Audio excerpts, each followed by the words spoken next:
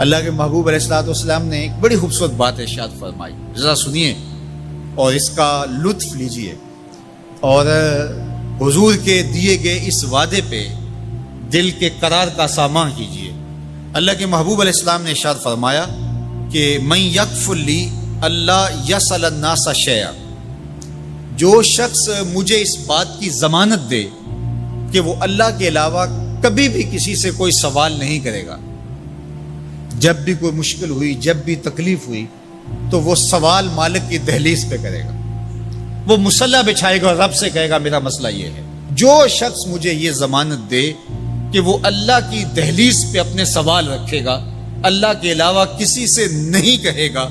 اللہ کے محبوب فرماتے ہیں اتکفل لہ بالجنہ، میں اس کو جنت کی ضمانت دیتا ہوں۔ اور یہ روایت حضرت ثوبان رضی اللہ تعالی عنہ سے مروی ہے۔ حضرت ثوبان نے جب حضور سے یہ فرمان سنا تو انہوں نے کہا حضور میں ضمانت دیتا ہوں، میں زندگی بھر اللہ کے علاوہ کسی سے سوال نہیں کروں گا۔ اور صحابہ نے پھر اس پہ عمل کر کے دکھایا۔ صحابی کا کوڑا گرتا ہے اور وہ بھی گھوڑے سے نیچے اتر کے خود اٹھاتا ہے، کہا جاتا ہے جناب آپ نے کہہ دیا ہوتا ہم اٹھا کے دے دیتے، کہا ہاں نہیں، ہم نے حضور سے عہد کیا تھا کہ اللہ کے علاوہ کسی سے سوال نہیں کریں گے۔ تو انہوں نے اتنا لحاظ رکھا اور اپنے وعدے کی پاسداری اس انداز سے بھی کی۔ تو یہ ہے وہ دولت جو کسی بندے کو اللہ صالح اعمال کے نتیجے میں عطا کرتا ہے۔ حضرت حسن بصری رضی اللہ تعالیٰ عنہ فرماتے ہیں کہ یہ کسی شخص کا ضعیف یقین ہے کہ جو اس کے پاس موجود ہے اس پر اس کو اعتماد ہے، اور اس کا جو حصہ اللہ کے پاس موجود ہے اس پر اس کو اعتماد نہیں ہے۔ دیکھیے ایک شخص کے پاس کچھ پیسے موجود ہوں، اس کی جیب میں ہے، اس کے لاکر میں ہے، گھر میں ہے، اور ایک وہ اس کا مال ہے جو بینک میں پڑا ہوا ہے۔ تو جس طرح وہ اپنے ہاتھ میں موجود پیسوں پر مطمئن ہوتا ہے، بینک میں پڑے ہوئے پیسوں پر بھی ایسے ہی مطمئن ہوتا ہے، کہتا ہے وہ بھی میرا ہی ہے۔ تو جو شخص بینک میں پڑے ہوئے پیسوں پر تو مطمئن ہے، گھر میں موجود رقم پر تو مطمئن ہے، اس کے ہاتھ میں اس کی جیب میں جو ہے اس پر تو مطمئن ہے، اور اس کی قسمت کا جو ابھی اللہ کے پاس ہے اس نے ابھی اس کو دیا نہیں، اس پہ مطمئن نہیں ہے، تو حضرت حسن بصری فرماتے ہیں اس سے بڑھ کر ذوف یقین اور کیا ہوگا کہ جو اس کے پاس ہے، جس کو چرایا جا سکتا ہے، جس کو چور کھینچ سکتا ہے،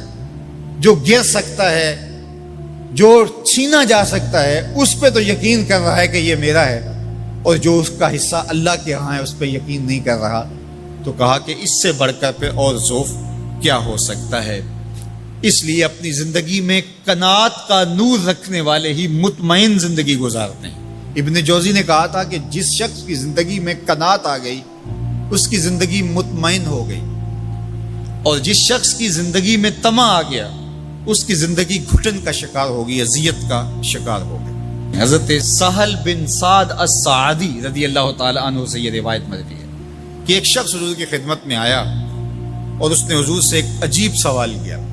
اس نے کہا حضور مجھے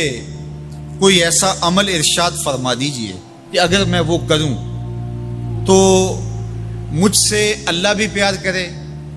اور اللہ کی مخلوق بھی مجھ سے پیار کرے۔ ایک عمل ایسا بتا دیجئے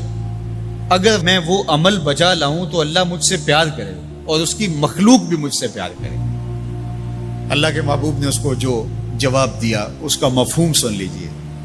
آقا کریم نے فرمایا جو دنیا میں موجود ہے، میسر ہے، اس سے بے رغبت ہو جا، تیری ضرورتیں تو پوری ہوں گی، اس میں تو کوئی شک نہیں، لیکن تیری رغبت ادھر نہ رہے، زہد فی الدنیا اختیار کر لے، تو تجھ سے اللہ پیار کرے گا کہ یہ بندہ دنیا میں رہ کے بھی دنیا کا نہیں میرا ہے۔ اور جو لوگوں کے پاس ہے ان سے بے نیاز ہو جا تو لوگ تجھ سے پیار کریں گے، اور اگر تو لوگوں کی جیبوں پہ نظر رکھے گا اور لوگوں کی دولت میں، ان کے مال میں تجھے رغبت ہوگی تو فرمایا کہ پھر لوگ تجھ سے دور ہٹ جائیں گے۔ تو اللہ قناعت کا نور عطا فرماتا ہے شخص کو جو اچھے اور صالح اعمال بچا لائے۔